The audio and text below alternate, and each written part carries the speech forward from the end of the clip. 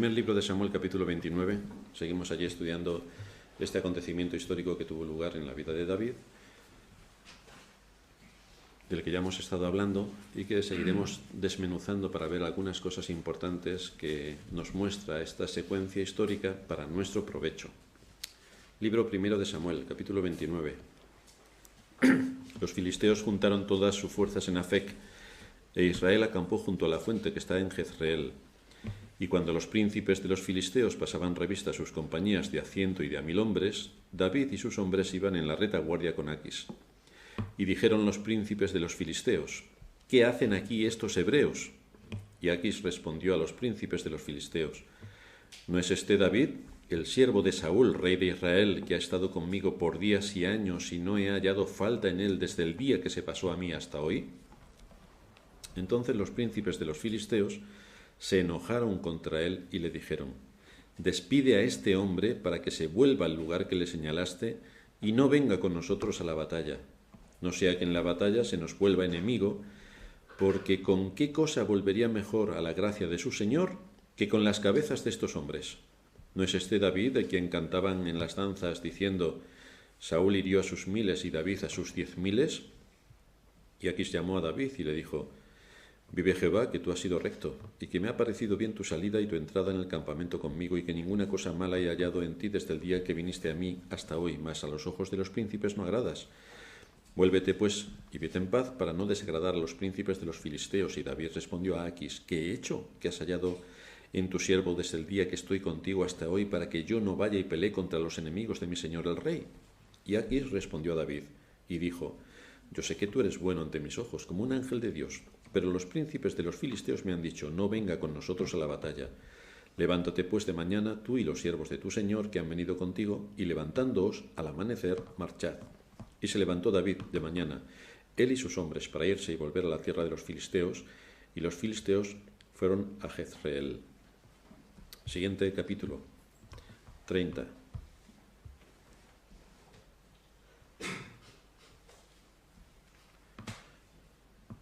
Cuando David y sus hombres vinieron a Siclag al tercer día, los de Amalec habían invadido el Negev y a Siclag, y habían asolado a Siclag y le habían prendido fuego. Se habían llevado cautivas a las mujeres y a todos los que estaban allí, desde el menor hasta el mayor, pero a nadie habían dado muerte, sino se los habían llevado al seguir el camino. Vino pues David con los suyos a la ciudad, y aquí que estaba quemada, y sus mujeres y sus hijos e hijas habían sido llevados cautivos.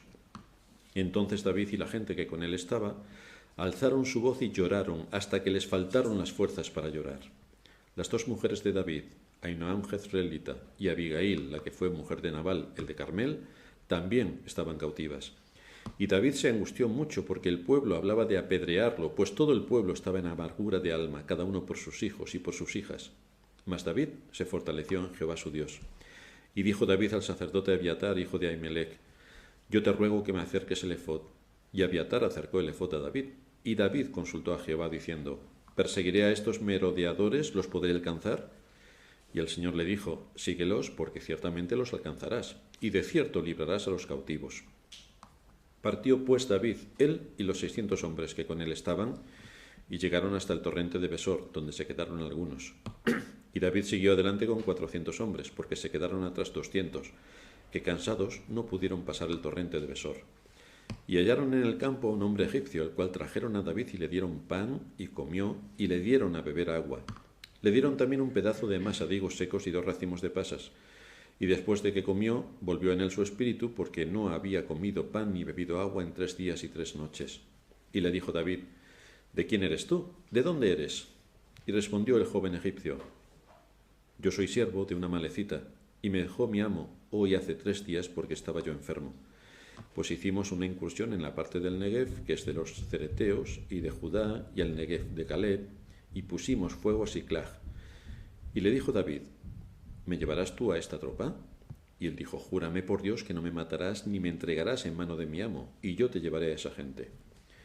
Lo llevó pues, y aquí que estaban desparramados sobre toda aquella tierra, comiendo y bebiendo y haciendo fiesta por todo aquel gran botín que habían tomado de la tierra de los filisteos y de la tierra de Judá. Y los hirió David desde aquella mañana hasta la tarde del día siguiente. No escapó de ellos ninguno, sino 400 jóvenes que montaron sobre los camellos y huyeron. Y libró David todo lo que los amalecitas habían tomado, y asimismo liberó David a sus 2 mujeres, y no les faltó cosa alguna, chica ni grande, así de hijos como de hijas, del robo y de todas las cosas que les había tomado. Todo lo recuperó David. Tomó también David todas las ovejas y el ganado mayor, y trayéndolo todo delante, decían: este es el botín de David.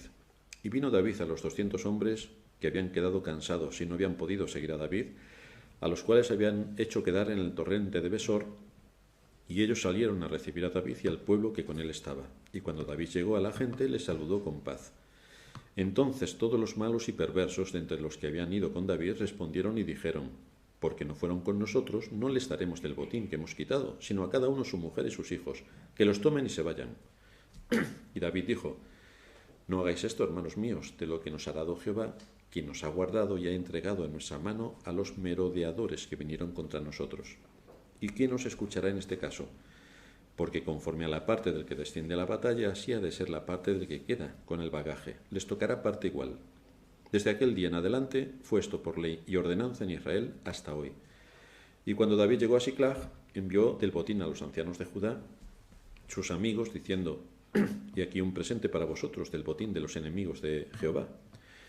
Lo envió a los que estaban en Betel, en Ramot, en Negev, en Jatir, en Aroer, en Sifmot, en Estemoa, en Racal, en las ciudades de Jerameel, en las ciudades del Ceneo, en Norma, en Corasán, en Atac, en Hebrón y en todos los lugares donde David había estado con sus hombres.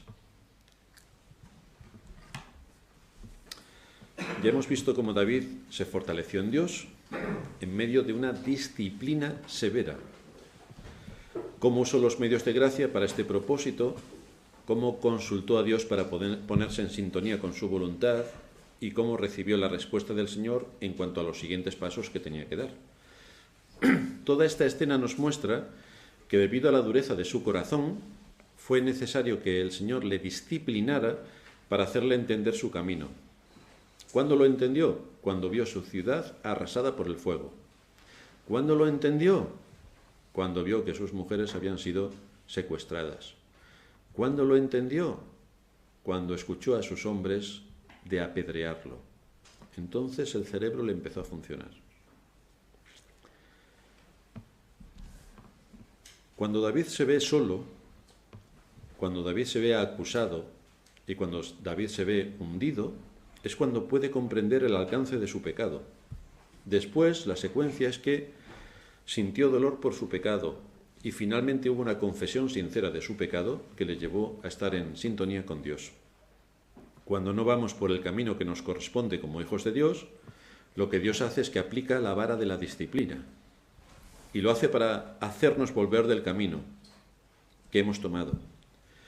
Pero el asunto sobre el que tenemos que meditar y que hicimos mención en nuestros pasados sermones es si realmente nos damos cuenta de que en medio de nuestra vida hay pruebas y hay disciplinas, y si somos realmente conscientes para diferenciar la una de la otra, qué aprendemos en una y en otra y qué decisiones vamos a tomar.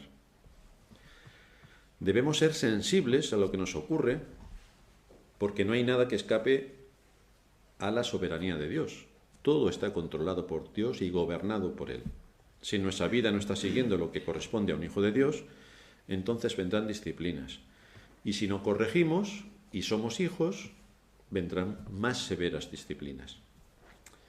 Ante la vara de la disciplina, lo que hace David es que asume su pecado.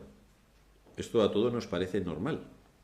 Ahora, si lo volcamos sobre nosotros mismos, podemos valorar si el Señor nos disciplina por algo, si realmente hemos entendido que aquello es una disciplina y si corregimos nuestra vida. Porque en David lo vemos clarísimo. El asunto es si lo vemos tan claro en nuestro caso. David no justifica su pecado. David no racionaliza su pecado. Y no dice, bueno, es que no me quedaba otra opción porque Saúl me estaba persiguiendo, entonces tenía que huir a algún sitio. Y fijaos bien cómo Dios me guardó, porque huyendo a territorio enemigo, el rey Aquis me dio una ciudad para vivir. Todas las incursiones que hice en territorios vecinos fueron enormemente sorprendentes y tuve enormes victorias sobre ellos. Cogí grandes botines, los llevé al rey, el rey me puso en gran estima y por lo tanto la providencia me sonríe. Ahora David no está interpretando así la providencia. Ahora sabe que ha pecado. Pero el asunto es si a nosotros nos pasan cosas así, si seríamos capaces de discernir lo que David está discerniendo. Como David ha identificado el pecado y se ha arrepentido, le vemos actuar de acuerdo a lo que se espera de un hijo de Dios. Por esa razón llama al sacerdote y se somete a los medios de gracia. Llama al sacerdote y se somete a los medios de gracia. El sacerdote, no olvidéis que era un hombre. Es decir, es un medio puesto por Dios para dirigir a su pueblo. Si lo pasamos al contexto de la Iglesia, no olvidéis también que los pastores son hombres, pero es que han sido puestos por Dios para dirigir a su pueblo. En la medida en que nosotros estamos de acuerdo en que David lo que tenía que hacer es llamar al sacerdote y ver lo que Dios tenía que decirle a través del sacerdote, en esa misma medida tenemos que también ponernos nosotros y ver cuáles son los medios de gracia que Dios ha dado a su pueblo y cómo también le ha dado hombres que nos apacienten con ciencia y con inteligencia para saber por dónde tenemos que dirigir nuestros caminos. Pero cuando David está delante del sacerdote, no justifica sus acciones, no racionaliza su pecado y no intenta convencer al sacerdote de que lo que ha hecho es lo mejor que se podía hacer. Reconoce su pecado y asume las consecuencias. Y no se pone a hacer nada más. En el libro de Proverbios encontramos: reconócelo en todos tus caminos y Él enderezará tus veredas. Así que el que podamos ponernos en sintonía delante de Dios, asumiendo su voluntad y esperando en Él, es algo enormemente difícil para la carne, porque no queremos bajo ningún concepto someternos a lo que Dios en su palabra nos dice. Pero es una necesidad si queremos cultivar nuestro espíritu y si queremos ser útiles al reino de Cristo. A David le hemos visto en una situación de gran dolor. Han llorado hasta que no les han quedado fuerzas. Estamos hablando de hombres valientes, adiestrados para la guerra, y tuvieron tal dolor que estuvieron llorando hasta que no le quedaron fuerzas. Y la pregunta que nos queda es: ¿cómo debe dirigirse ahora David sometiéndose a la voluntad de Dios? Porque para eso ha llamado al sacerdote, para conocer la voluntad de Dios, después de esta disciplina severísima que ha caído sobre él. ¿Cómo tiene que actuar? Vamos a ver 7 puntos que nos serán de sumo interés para ilustrarnos sobre este particular. ¿Cuál debe ser nuestra conducta y nuestra actitud cuando la disciplina ha caído severamente sobre nosotros? Que es lo que le pasó a David. Entonces, viendo su ejemplo, ¿qué podemos aplicar? La primera cosa que tenemos que tener en cuenta: conocer la voluntad de Dios revelada en su palabra. Claro, a nosotros cristianos que llevamos tropecientos años en la Iglesia, parece que poco más se nos puede enseñar. Pero el problema que tiene generalmente el cristiano es que no conoce a Dios. Ese es el problema general. Y tampoco conoce con precisión su palabra. Con lo cual, si no conoce ni a Dios ni a su palabra, como Él se ha dado a conocer, difícilmente va a poder moverse con tranquilidad en el mundo y asumir lo que Dios hace. Así que nuestro primer punto es conocer la voluntad de Dios revelada en su palabra. Cuando nos ponemos a estudiar las Escrituras, podemos identificar nuestro pecado y no ser ignorantes acerca de todo lo que la enseñanza bíblica nos dice sobre nuestro pecado. Cuando estudiamos las Escrituras, rápidamente tenemos un espejo delante de nosotros que nos dice exactamente quiénes somos. Si andamos según el deseo de nuestro corazón o de acuerdo a la presión a la que somos sometidos por el entorno social o religioso en el que nos estemos moviendo, o si nos dejamos llevar por nuestras emociones, o si dejamos de pensar bíblicamente en momentos de tensión, lo que va a producir esto directamente es que vamos a acabar frustrados, desesperados, angustiados, agotados y deprimidos. Todo esto nos viene directamente, pero nos viene como consecuencia de no saber quién es Dios. Solamente nos vemos a nosotros mismos. Igual que Pedro se puso a andar sobre el mar cuando vio al Señor y dijo: yo también quiero, y Pedro se puso a andar tan tranquilamente, cuando miró a las olas y dónde estaba, se empezó a hundir. Y lo hizo cuando dejó de mirar a Cristo. Así que cuando nosotros dejamos de conocer quién es Dios y nos miramos a nosotros mismos y decimos: pobre de mí, el tema ya entonces está en una situación crítica. Porque siempre que acabes preguntándote ¿por qué me pasa a mí esto?, estás más enfermo de lo que imaginas. Este es un síntoma claro de que estás enfermo. ¿Por qué me pasa a mí esto? Desde luego no conoces a Dios, o te has olvidado de Dios, o solamente te miras a ti. Si tú no sabes quién es tu Padre Celestial, si tú no recuerdas todo lo que en Cristo ha hecho por ti, si tú no traes a tu memoria los textos que te hablan, cómo todo está bajo su mano poderosa, si tú no empiezas a memorizar textos que te hablan que tienes que descansar en Él por lo que Él es como Dios, entonces vas a tener muchos problemas. Debes conocer a Dios para estar firme en medio de las tormentas. Los cristianos en general creen que las tormentas no pasan sobre ellos. Y la Biblia en general enseña que vendrá una tormenta y otra y 7 a la vez en algunos casos. Entonces, si esto no lo tenemos claro, vamos a andar angustiados, deprimidos, hundidos, desesperados. Y esto no es lo que enseña la Escritura, por la convicción de ser Dios quien es.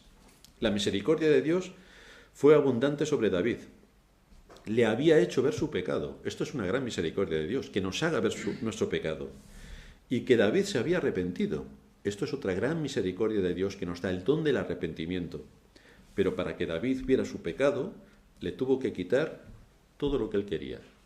Una ciudad tranquila en la que estar y cómoda, sus mujeres, la fidelidad de sus hombres, todo en lo que él podía descansar razonablemente, Dios se lo quitó de un plumazo. Son estos impactos en su mente y en su corazón los que le hicieron volver a la realidad para que no pensase que las victorias pasadas le garantizaban victorias futuras. No, porque las victorias pasadas las hizo en contra de la voluntad de Dios. Y Dios hasta un punto se lo permitió. Y a partir de ahí se acabaron sus victorias. Esta enseñanza es importante para que no la perdamos de vista en nuestra situación particular, para que podamos ver cómo Dios se revela y actúa por medio de su providencia para corregirnos. Porque si esto nos hubiera pasado a nosotros y no estuviese registrado en las Escrituras, diríamos, mira qué desgracia he tenido, que han venido los amalecitas y han prendido fuego a la ciudad. Qué desgracia he tenido, que han venido no sé quién y han prendido fuego a mi casa. Voy a dar parte al seguro, a ver qué me dan, y entonces sigo por ahí mi historia. Si solamente nos quedamos con eso, no hemos entendido nada de cómo Dios se está revelando a través de la providencia. ¿Y qué es lo que me está enseñando en la providencia? Porque David no asume solamente que esto ha sido así, sino que empieza a asumir las consecuencias de su pecado. Y es que se ha rebelado contra Dios, ha ido al lugar que no debía, ha sido desleal, ha sido ingrato, ha sido infiel, ha sido mentiroso. Si todo esto no lo tiene en mente, no se puede arrepentir. Y si no se puede arrepentir, ¿de qué valen las providencias que Dios le envía y las severas disciplinas?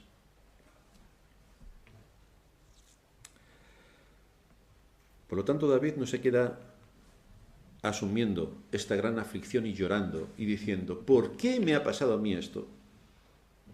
No, ahora se ocupa en corregir las consecuencias de su pecado previo arrepentimiento de su pecado. David quiere escuchar el consejo y entonces quiere saber hacia dónde han ido los amalecitas. Después de que ha caído en pecado, después de que ha sido desleal hacia Dios, quiere corregir el pecado y quiere volver a poner cada cosa en su sitio. ¿Hacia dónde han ido los amalecitas? ¿Cuál era la distancia que les separaba? ¿Cómo les ayudaría el Señor, quien le había asegurado que le estarían al alcance? ¿Cómo le estarían al alcance? ¿Qué debía hacer David? ¿Debería esperar por ciencia infusa a que le llegase la información? ¿Se quedaría esperando a ver, ya que el Señor le ha prometido que iban a alcanzar a los amalecitas y les iba a dar la victoria? ¿Qué tenía que hacer David? Pues al contrario de lo que hacen muchos que se llaman creyentes, que se quedan esperando a ver si Dios por ciencia infusa obra un milagro y entonces le resuelve todos los problemas, David coge a sus 600 hombres y se va a perseguir a los amalecitas, por donde su sentido común le indica. Como ya hemos visto, 200 de ellos se quedaron en el torrente de Besor y no pudieron cruzarlo porque venían cansados del camino. Llevaban 3 días andando desde territorio filisteo hasta la ciudad de Siclag y luego todo el trayecto hasta el torrente de Besor. 200 de sus hombres estaban ya cansados. Y fue en ese contexto de su esfuerzo y ejerciendo su responsabilidad donde Dios le habló providencialmente, poniendo en su camino a un joven egipcio que había sido abandonado por su amo amalecita. Un amo que pensó que porque este joven estaba enfermo y le iba a durar muy poco, Y además tampoco lo necesitaba porque habían tomado un gran botín de esclavos en los territorios judíos. Entonces alguien se pone enfermo y rápidamente se deshizo de él. ¿Cómo responde el Señor? La pregunta es, ¿cómo responde el Señor a nuestras oraciones y necesidades? En casi todos los casos Él actúa a través de la providencia. David quería dar alcance para cumplir el propósito de Dios de recuperar sus bienes y sus mujeres y sus hijos. ¿Cómo responde el Señor a sus oraciones? La providencia. Este es nuestro segundo punto. Debemos de conocer cómo Dios se mueve a través de la providencia. Debemos estar atentos, debemos observar. Una de las cosas que más nos ayudan a ver el verdadero sentido de la vida y su importancia es el conocimiento y la confianza en la providencia divina. Dice el libro de Eclesiastés en el capítulo 3, un texto muy conocido por todos, todo tiene su tiempo y todo lo que se quiere debajo del cielo tiene su hora, tiempo de nacer y tiempo de morir. Entre estos dos acontecimientos se desarrolla toda nuestra experiencia en este mundo. Cuando nacemos y cuando nos vamos, ahí estamos todos. Y es ahí donde la providencia del Señor está actuando, porque en su providencia Dios te ha hecho nacer en un día concreto, de un mes concreto, de un año concreto, en una familia concreta, de una ciudad concreta y de un país concreto. Todo eso es obra de la providencia.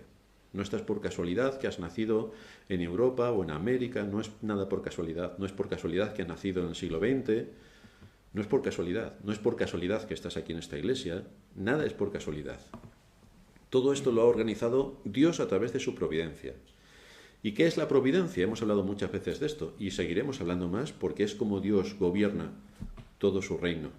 La palabra providencia viene del latín, providentia, y básicamente quiere decir provisión. Bíblicamente hablando, la providencia habla del plan definido por Dios que se lleva a cabo por Él en el tiempo y en la historia. Él ejecuta sus designios a través de la providencia. Cuando Dios crea el mundo lo hace por su palabra, no hay providencia, son decretos. Dios dice y se hace, Dios dice y se hace, Dios dice y se hace. Termina la creación del mundo, de los seres visibles e invisibles, termina todo lo que ha tenido que ver con la creación y ahora entramos en la providencia. Todo a partir de ahí es providencia. La providencia nos habla de la manera, la forma y los métodos por medio de la cual Él gobierna, dirige y cuida todo lo que ha creado. Ejecuta sus designios y todo lo que en la eternidad determinó hacer según su propósito soberano, porque Él es el Rey soberano. Es Dios quien, según su eterno propósito, dirige, gobierna y ordena nuestras vidas. Desde el evento más pequeño hasta el más importante. Por eso nos dice el Señor que ni un pelo de nuestra cabeza cae sin su consentimiento. Nada ocupa, nada está fuera de su alcance. Nada ocurre por casualidad. En la vida de los hombres, ninguno recibe lo que se llama mala suerte o buena suerte. No existe la mala suerte ni la buena suerte. Nuestras vidas no son dirigidas por el capricho del destino, sino por la providencia. Salomón nos dice en estos versículos de Eclesiastés que para poder disipar la vanidad de esta vida en nuestras mentes y corazones, para disipar la vanidad, ¿por qué me ocurre a mí esto? Si somos David, ¿por qué tienen que incendiar mi ciudad? ¿Por qué? Porque para disipar esto de nuestras mentes, debemos entonces meditar en las enseñanzas bíblicas que nos hablan de la providencia, aún en los asuntos más pequeños de nuestras vidas, porque todo lo que ocurre tiene un propósito. Todo está entrelazado. Todo, absolutamente todo. Ya sabéis aquel dicho que dice que por la herradura que perdió un caballo, se perdió un jinete. Por el jinete se perdió un ejército. Por el ejército se perdió una batalla. Y por la batalla se perdió la guerra. Y todo esto vino como consecuencia de una herradura. De hecho, encontramos algunos asuntos interesantes en las historias bíblicas, cuando nos hablan de aquel arquero que lanzó su flecha al viento porque es la única que le quedaba, y la lanzó y alcanzó al rey, que era enemigo de Dios, aunque era israelita, y lo mató. La lanzó por lanzarla, pero Dios utilizó todas las cosas según su providencia para cumplir sus propósitos. Así que cuando Salomón dice que hay un tiempo señalado para todo, Nos quiere enseñar que todo pasa según un plan predeterminado. Todo ocurre porque ha sido decretado para que ocurriera según los propósitos divinos. Hay un tiempo que ha sido fijado para que todo ocurra en esta vida. Él utiliza incluso nuestros pecados para cumplir su voluntad. Nosotros pecamos a conciencia, pues incluso esos pecados que nosotros hacemos a conciencia, Dios los usa para cumplir su voluntad. A conciencia mataron a Cristo, con plena conciencia. Y Dios utilizó el pecado de aquellos hombres para que Cristo fuese nuestro Redentor. Utilizó los pecados de los hombres para cumplir sus propósitos eternos. ¿Cómo debía morir el Señor? ¿Cómo debía morir en la cruz, colgado en un madero? Maldito aquel que es colgado en un madero. Pues allí murió el Señor. ¿Cómo debía morir derramando su sangre? Pues el tipo de crucifixión demandaba derramamiento de sangre. ¿Cómo partirían sus piernas? ¿Cómo no quebrarían hueso suyo? Rompieron las piernas de los dos ladrones, pero a él no tocaron sus huesos. De manera que el pecado de los hombres fue usado por Dios para su gloria. Y aquí el pecado de David, de infidelidad, mentira, deslealtad y traición, es usado por Dios para manifestar su gracia y su misericordia a una de las ovejas que eran parte de su pueblo. Por extensión, bendijo a Israel. Y por extensión, nos bendice a nosotros, la Iglesia. Porque viendo las enseñanzas que encontramos en esta historia de David, podemos ser también instruidos en la fe y ser edificados. La providencia hizo que este joven cayera enfermo y que en la voluntad de su amo estuviera el dejarle para que muriera, ya que tenía mucho más esclavos a su disposición. Este esclavo era un estorbo, un esclavo enfermo. Pero el pecado del amo amalecita de dejar a este joven egipcio para que muriera fue usado por Dios para el cumplimiento de sus propósitos. El pecado del hombre fue usado por Dios para sus propósitos. Esto es lo que nos dice nuestro tercer punto. Conocer cómo Dios usa el pecado para cumplir sus propósitos soberanos. El pecado de este amo amalecita, como decía, despreciando la vida de un semejante, fue usado por Dios para llevar a David a la victoria. Probablemente los amalecitas tenían información sobre el hecho de que David estaba en el frente de batalla. David estaba con los filisteos, porque se nos dice en el texto que se introdujeron en territorio filisteo y ellos sabrían, por sus mecanismos de información de aquel tiempo, que los filisteos estaban en guerra con Israel y que ahora mismo la guerra estaba a punto de empezar.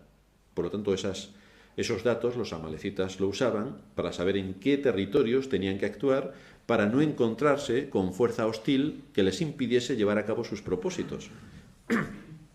Así que llegaron a la aldea de Siclag y no les fue difícil en absoluto arrasar la aldea y tomar todos aquellos cautivos. Si contamos los hombres que estaban con David, que nos dice la Escritura que eran 600, podemos deducir que como mínimo cada uno tenía 2 mujeres, como mínimo, más sus hijos. Estaríamos hablando de que había más de 2000 personas que las tomaron como cautivos. Esto sin contar las alhajas, las joyas, cabras, ovejas y todo lo que había allí con vida. Absolutamente todos lo llevaron. Y después dejaron la ciudad arrasada por el fuego. El precio del botín puesto a la venta en los mercados de esclavos que había en aquella época y que eran importantes, había grandes mercados de esclavos, pues les supondría unos ingresos realmente increíbles. Y aparte de eso estaban todos los bienes que poseían, tanto en joyas como en animales, o sea que el botín solamente de Siclag era enorme. Pero además nos dice la Escritura que estos amalecitas es que habían estado saqueando toda la región, tanto de judíos como tanto de hebreos como de filisteos. Como suponían que David y sus hombres estarían muchos días en el frente, porque estaban en la guerra, y pasarían muchos más días hasta que volvieran a la aldea, porque estaban en una guerra, ellos estaban tranquilos, confiando en su victoria y disfrutando de todo el botín que habían conseguido. No tenían ninguna prisa. Por eso la información que le da el joven egipcio es interesante, y cuando ellos llegan a donde están los amalecitas, les encuentran tranquilamente bebiendo, disfrutando y haciendo fiesta por el enorme botín que habían capturado. Como ya hemos dicho en otras ocasiones, durante muchos siglos las fuentes de ingresos de las tribus que estaban asentadas en distintas regiones era sencillamente el saqueo. El saqueo. Una de las historias más conocidas que nos presenta la historia fue la de Carlomagno. Carlomagno, que no debemos confundir con Alejandro Magno, que es de la época anterior al Señor. Sabéis que los imperios, desde que Daniel tiene la visión, está el imperio caldeo, con Nabucodonosor a la cabeza, después viene el imperio medo-persa, después viene el imperio macedónico, que es donde está Alejandro Magno, el de los griegos, después viene el imperio romano. Alejandro Magno se sitúa después del imperio medo-persa. Pero al que me quiero hacer referencia es a Carlomagno, que nace en el año 742. Carlomagno era nieto de Carlos Martel, que vivían en Europa y adquirió 3 mayordomías o grandes extensiones de territorio donde estaban los reyes merovingios y pudo tener bajo su control una gran extensión de territorio europeo. Carlos Martel, uno de sus hijos fue Pipino el Breve y el hijo de Pipino el Breve fue Carlomagno. Carlomagno era un hombre de Estado. Fue coronado emperador por el Papa León III en la Navidad del año 800.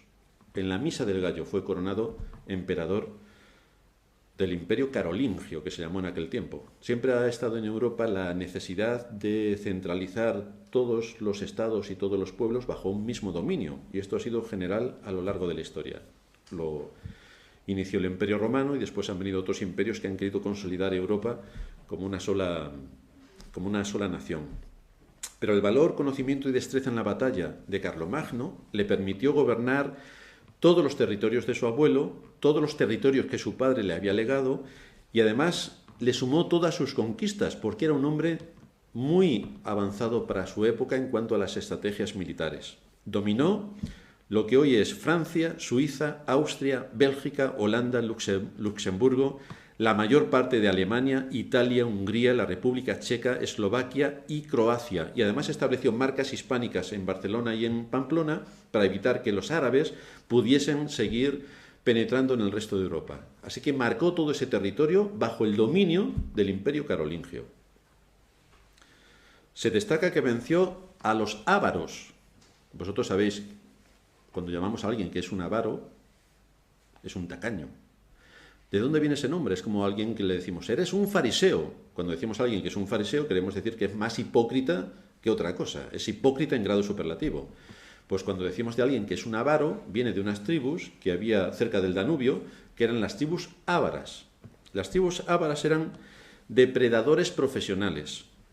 Esta tribu guardó con celo durante más de 2 siglos el botín de todos sus saqueos, y lo tenían protegido en un recinto circular fortificado que Carlomagno conquistó y se adueñó de él, con lo cual pudo tener una gran posibilidad de que sus dominios se asentasen por la enorme riqueza del botín que encontró con los ávaros. Así que ya sabéis, aquel que atesora sus ganancias, que lo guarda todo, que dice, esto es mío, mío, mío y de nadie más, 2 siglos de saqueos, estos son los ávaros. Así que el Señor nos libre de ser unos avaros. Esta era la práctica habitual de las tribus desde tiempo inmemorial, y es lo que hicieron los amalecitas también, porque es lo que era la conducta propia de la época hasta hace muy poco tiempo. Con lo que no contaban es con la negativa de los príncipes filisteos para impedir que David y sus hombres fueran a la guerra. Con eso no contaban, y por lo tanto los hombres de David volvieron mucho antes de lo que ellos pensaban de la guerra, porque no participaron en la guerra. Se dieron cuenta de lo que había pasado con su ciudad, Siclag, y entonces se pusieron a perseguir a aquellos que habían devastado y saqueado la aldea. Así que pensando que los hombres de David estarían en la guerra, se dedicaron a beber y a festejar su gran botín. Esto nos lleva a nuestro punto número 4. Debemos conocer lo que Dios ha determinado para el día final, porque hay un día final. La actitud general de la gente en este mundo es hacer lo que estaban haciendo los amalecitas. Come, bebe y regocíjate. ¿Por qué vamos a temer de David si está perdido en medio de una guerra? Comen, beben, se regocijan, están tranquilos, están disfrutando de su botín, piensan que esa será su actividad por el resto de sus vidas. Piensan que no cumplirán años. Ellos saben que cumplen años porque reciben regalos, pero no quieren en realidad entender que cuando pasa un año, 2, 3, 37, 45, 98, ya el tema ahí empieza a temblar bastante. Pero ellos piensan que estarán aquí por la eternidad. Así que están disfrutando del mundo. No tienen miedo de nada. No hay nada que les suponga una amenaza a su entender. Se engañan a sí mismos. Porque si hay una cosa ciertísima en este mundo, es que todos los que vienen se mueren. Todos se mueren. Sin embargo, esa certeza de la muerte es tomada por la gente en general como si no existiera tal cuestión, como si no existiera la muerte. Los temas de Dios los desprecian por completo, ya que no se ponen a pensar sobre su futuro eterno. No les interesa en absoluto. Cierran sus ojos a esa realidad. Ven gente a su alrededor que se muere, pero ellos piensan que en su caso particular eso nunca ocurrirá. Esta es la disposición continua en el corazón de los hombres. Esto es lo que el Señor dice que pasaba en tiempos de Noé. Dice el Señor en Mateo 24, 38, porque como en los días antes del diluvio estaban comiendo y bebiendo, casándose y dándose en casamiento, hasta el día en que Noé entró en el arca. Pero Noé se pasó varios cientos de años predicando. Recordamos que en época de Noé la gente vivía 800, 900 años. Se pasó más de 200 años predicando. ¿Quiénes le hicieron caso? Ninguno. Nadie. Nadie le hizo caso. Noé les estaba avisando, como pregonero de justicia. Estaba avisando del juicio de Dios, estaba avisando de sus malas obras, estaba avisándoles de que se arrepintieran. Y no quisieron arrepentirse hasta que empezó a llover. El asunto es que el arca tenía una sola puerta y que la puerta la cerró Dios, no la cerró Noé. Y como Dios cerró la puerta y hubo un tiempo para su gracia y su misericordia y no lo quisieron escuchar, el día que se cerró la puerta nadie la pudo abrir. Y todos perecieron ahogados en sus pecados. Por eso nos dice también el Señor que no entendieron hasta que vino el diluvio y se los llevó a todos. No entendieron hasta que les pasó a ellos. Nuestro mundo, después de los severos juicios que Dios ha enviado a los hombres y a las naciones, se niega a ver cómo Dios le llama a este mundo al arrepentimiento. Hoy, paz, paz, paz. Pero están todos en guerra. Siempre se preguntan, si existe Dios, ¿por qué permite las guerras? ¿Por qué permite el hambre? ¿Por qué permite las enfermedades? Si existe Dios, pero no se preguntan, quizá yo esté violando la ley de Dios y por eso estoy recibiendo el justo castigo. Eso no se lo preguntan. Se preguntan lo injusto de Dios, pero no se miran al espejo para ver lo injusto que son ellos. Las consecuencias de sus pecados las atribuyen a Dios.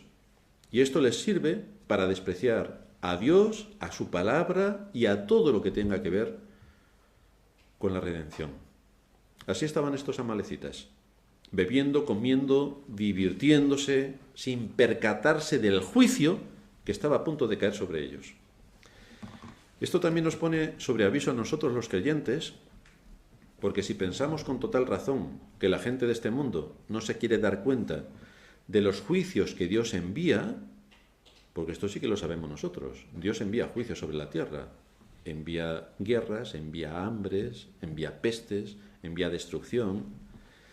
Si la gente no se quiere dar cuenta de esto, nosotros deberíamos usar ese mismo criterio cuando observamos el mundo que nos rodea con los juicios que Dios envía, deberíamos usar ese mismo criterio en nuestros temas personales y en nuestra vida. Deberíamos usar el mismo rasero. Deberíamos ver y analizar las providencias que nos sobrevienen para tomar nota de lo que Dios nos quiere enseñar en medio de esa providencia aflictiva. Deberíamos observar por qué me pasan algunas cosas.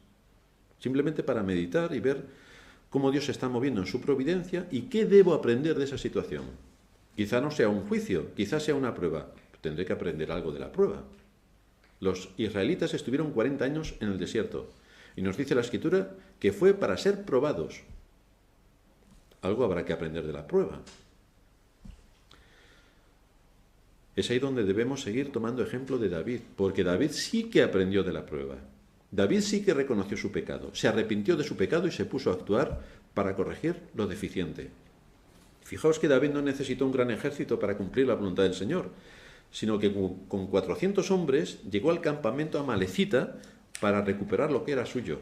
400 hombres. Nos dice la Escritura que estuvieron 1 día y medio atacándoles. 1 día y medio. Por lo que deducimos que había un importante número de amalecitas. De hecho, se nos detalla el número de los que huyeron montados en camellos, 400. Es decir, 400 llegaron con David. Después de 1 día y medio de batalla, 400 huyeron. Con lo cual, los hombres de los amalecitas debían ser un grupo impresionante. Y David los derrotó. El Señor cumplió su promesa de gracia en David. David había pecado, pero era hijo de Dios. David se arrepintió, por eso era hijo de Dios. Y entonces el Señor le bendijo, porque era hijo de Dios. En quinto lugar, debemos conocer el alcance de la misericordia de Dios. ¿Cuál es el alcance de la misericordia de Dios? Nosotros pensamos que también estamos solos en el universo, a veces. Y debemos percatarnos de cuánta gente hay a nuestro alrededor. Observar este siervo egipcio. Este siervo egipcio que fue dejado por su amo para morir en el camino. Pero este siervo egipcio, que fue con David y sus hombres, pudo contemplar la batalla. Pudo contemplar la batalla. Pudo ver cómo él había sido librado de una muerte segura. Pudo entender cómo la providencia trajo sobre él una enfermedad que provocó que su amo le despreciara.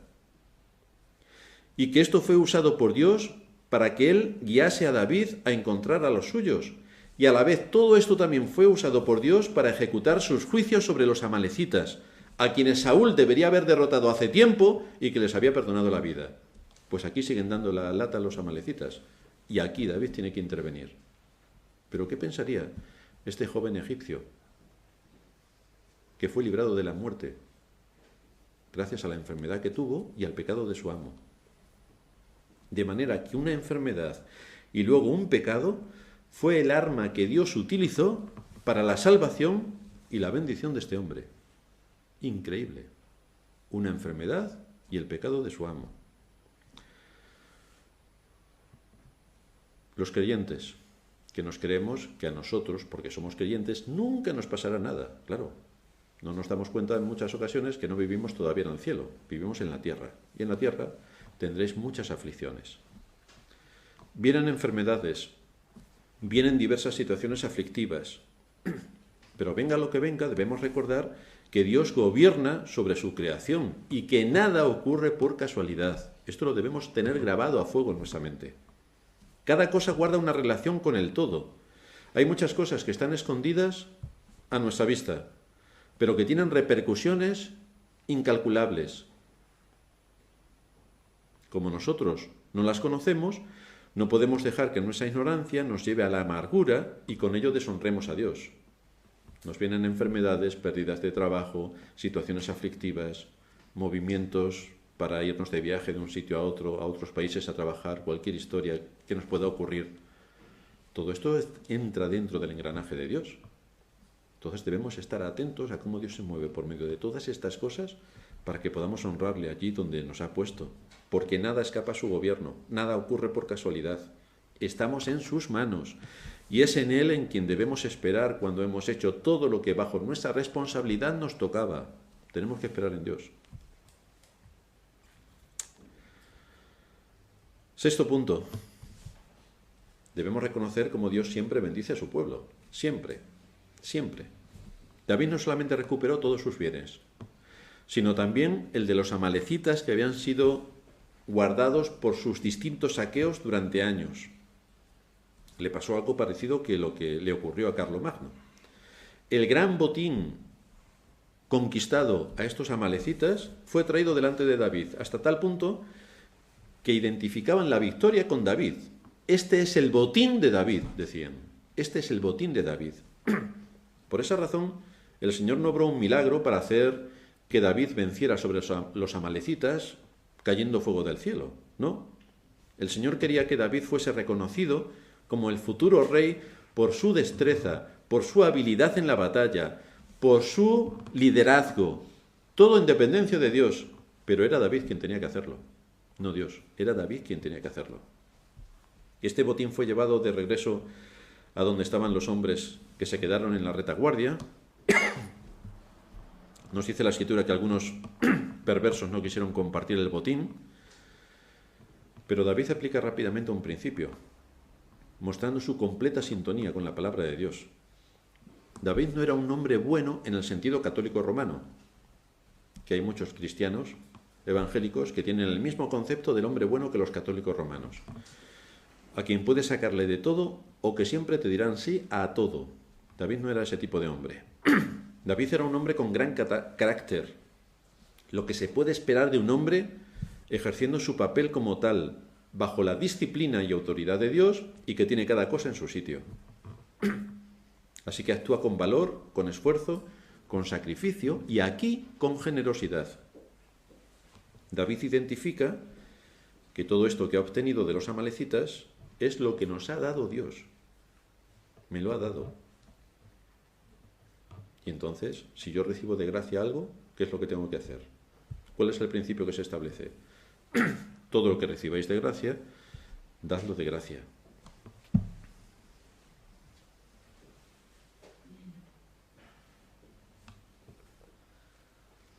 Así que David no es avaro, no es tacaño, no es huraño, sino que es generoso con todo aquello que Dios le ha dado.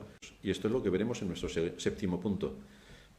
Tenemos que reconocer nuestro papel para actuar con misericordia y generosidad.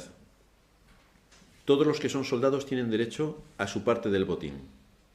Y todos los que son llamados a trabajar tienen derecho a cobrar su salario. Hay que darles a todo lo que les corresponde. Al que honra, honra. Al que impuesto, impuesto.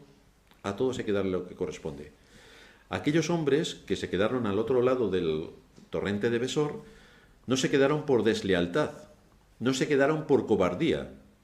Por lo tanto, ¿por qué razón no podrían recibir la parte del botín que recibió el resto del ejército?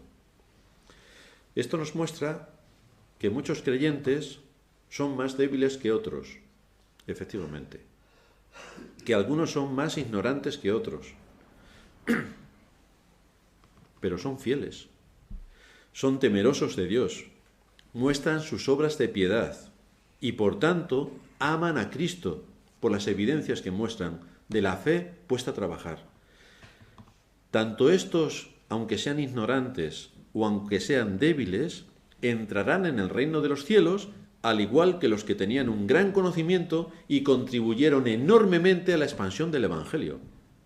Al igual unos que otros, ambos entrarán en el reino de los cielos. Y es esto lo que está aquí implantando también David como norma en su ejército. El que va a la batalla y el que se queda en la retaguardia, los dos tienen los mismos derechos para recibir el botín. Pero fijaos que David no solamente se conformó con hacer partícipes a sus hombres, sino que también envió del botín a todos los ancianos de Judá. Fue generoso no solamente con quienes participaron en sus aflicciones, sino también con aquellos a quienes Amalec había saqueado. También fue generoso con ellos. David se muestra generoso, de manera que podemos ver la mente de Dios en David. Reparte con alegría, muestra su bondad, hace partícipes a otros de todo aquello de lo que Dios le ha hecho partícipe a él, y por lo tanto reparte sus dones. En este sentido, David es imitador de Dios. Supo dar de gracia lo que había recibido de gracia. Es el mismo principio que encontramos del gran deudor que fue perdonado, que luego no tuvo misericordia de otro que debía mucho menos que él y lo llevó a juicio. Aquí David actúa de forma correcta delante de Dios. ¿A qué conclusión llegamos con todo esto? Pues aquí vemos cómo en esta historia la aflicción fue la vara de la corrección para David. Por eso él escribe en el Salmo 119, versículo 67, antes que fuera yo humillado, descarriado andaba, mas ahora guardo tu palabra. Y así David fue una bendición para su pueblo. Dios permitió el acoso, la presión, su traición, porque en medio de todos esos pecados, David fue tratado, formado y restaurado con la vara de la aflicción y del sufrimiento. El apóstol Pablo dice en Efesios 4:8, por lo cual dice, subiendo a lo alto, llevó cautiva la cautividad y dio dones a los hombres. Y esto es lo que está haciendo David. cautivó a los que se habían llevado a sus cautivos y repartió dones a todos los que formaban parte de su pueblo. Cautivó a los que habían llevado a cabo la cautividad de los suyos y repartió todo su botín a su pueblo. De manera que aquí David es un tipo o figura de Cristo, porque desde la soledad más absoluta en su muerte, la muerte de nuestro Señor, fue ahí donde cautivó la cautividad. Destruyó a la muerte por medio de la muerte. Liberó a los suyos del poder de Satanás, que nos tenía sometidos como esclavos, y repartió sus dones. Nos dio la vida eterna. En ese sentido, el Señor es un tipo de David. Nuestra sociedad hoy celebra la Navidad. Muchos no saben ni lo que significa. Muchos no saben lo que implica. Y a la mayoría ni le importa. Pero nosotros sabemos mucho más de la buena voluntad de Dios para con nosotros. Conocemos sus propósitos. Sabemos la razón por la que Él envió a su Hijo para llevar a cabo la paz, para vencer a Satanás, al pecado y a la muerte. Y cómo con su muerte venció a la muerte, con el propósito de no perder a ninguno de los que el Padre le dio. Este es el trabajo también que está desarrollando David. Toma cautivos a quienes habían sido los líderes de los cautivadores, los toma como cautivos, coge su botín y lo reparte a todo su pueblo. Ahí tenemos a Cristo. Muere en la cruz, cautivando la cautividad y dándonos el don de la vida eterna. Esta es la gran hazaña, la gran esperanza, la gran promesa y el cumplimiento de ella en la persona de Cristo. Hoy la gente lo celebra como la Navidad, vamos a emborracharnos, a comer turrón, mazapán y estas cosas. Y nosotros debemos guardar estas cosas en nuestro corazón, sabiendo por qué propósito Dios envió a su Hijo y cuál es también las acciones, los recuerdos que en la Iglesia se nos mandan acerca de nuestro Señor. Como el mandato explícito es que tenemos que celebrar su muerte, no su nacimiento. Y eso es, por tanto, uno de nuestros propósitos como Iglesia. Vamos a terminar en oración.